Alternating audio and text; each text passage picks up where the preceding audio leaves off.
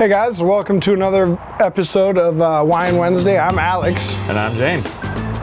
And today we're tasting some Summit View Vineyard Cabernet Sauvignon out here on our lovely outdoor tasting space at the Corvallis Tasting Room.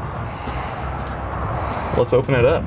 Let's get into this. This is from Walla Walla Valley, but it's on the Oregon side, so like the southern 20% of the Walla Walla Valley lies in Oregon.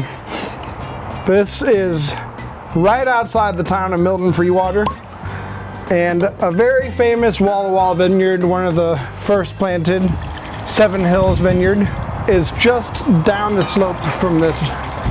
So if you're familiar with Walla Walla Vineyards, this is part of the Sauvignon properties, and it is pretty high, like it's where the Blue Mountains starts. The foothills kind of rise pretty quickly.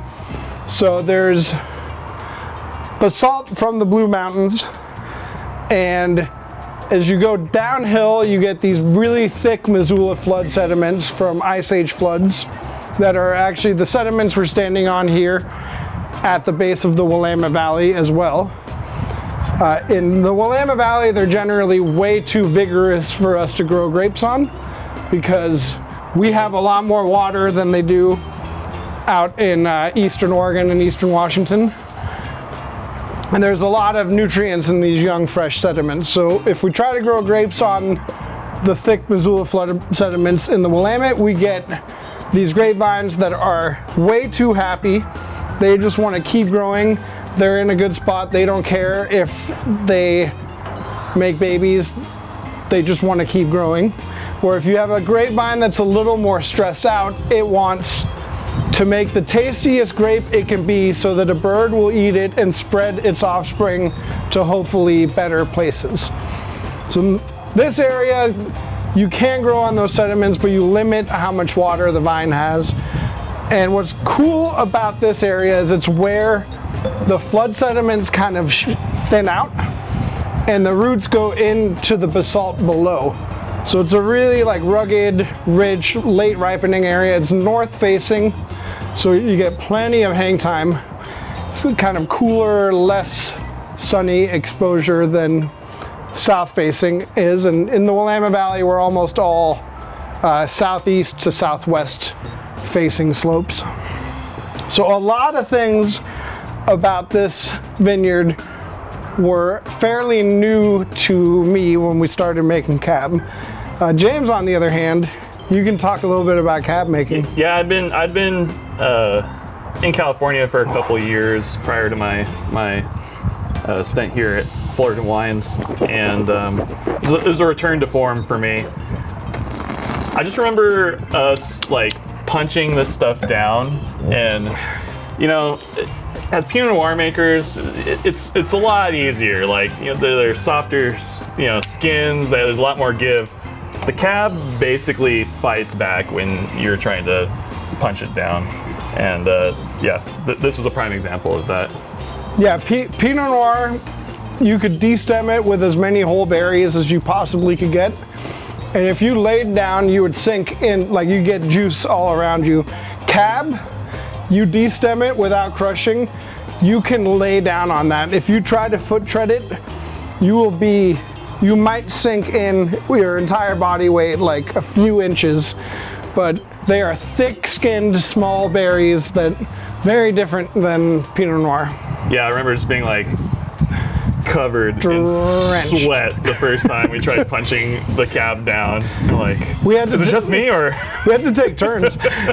And everyone else, all of our employees were like, we don't want to do that. And also too, we were the heaviest employees, so it's kind of like there was no excuse for us not to do it. Yeah.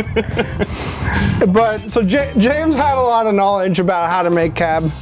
I called some friends in California and friends in Washington State and kind of got the rundown, and everyone, including James, seems to be in agreement that you ferment cab to 82 degrees Fahrenheit and keep it from going above that to keep it from over extracting, but you want to hit that temperature to keep the yeast happy and able to finish the fermentation, and to get kind of the mid palate and extraction you're looking for.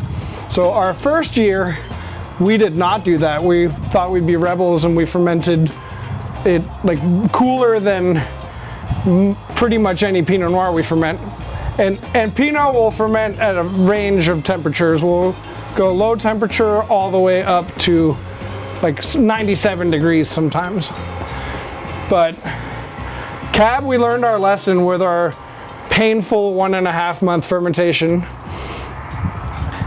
So in 22, we fermented it at 82 degrees, but still wanted the style from the year before. So we did a long extended maceration after the initial fermentation was done. So we got a lot of kind of texture and soft plush tannins into the mix here, and a wine kind of built for heartier meals. So we're kind of thinking this is the perfect 4th of July wine to enjoy with anything you're pulling off the grill. Like so much like brambly, like this is like blackberry, plum. You always get cherry, but it's like dark cherry, black currant. So if you're out there grilling for this happy 4th of July that we're about to have, and this very happy birthday for me that it is today. I'm turned 37 today. Happy birthday! This is gonna do you well. If it's too warm, I would definitely recommend popping it in the fridge for like 30-40 minutes.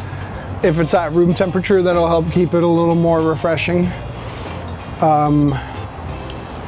But the tannin structure is made for food with salt and fat that help kind of tame those tannins. The tannins kind of help tame the fat and the salt. So this is set for grilling season. Yeah, and Cab is a far more substantial wine than Pinot Noir is. This wine sees 100% new French oak, and with that you get more backbone, you get more of those barrel characteristics, you know, these spices, this almost sweetness that you can get.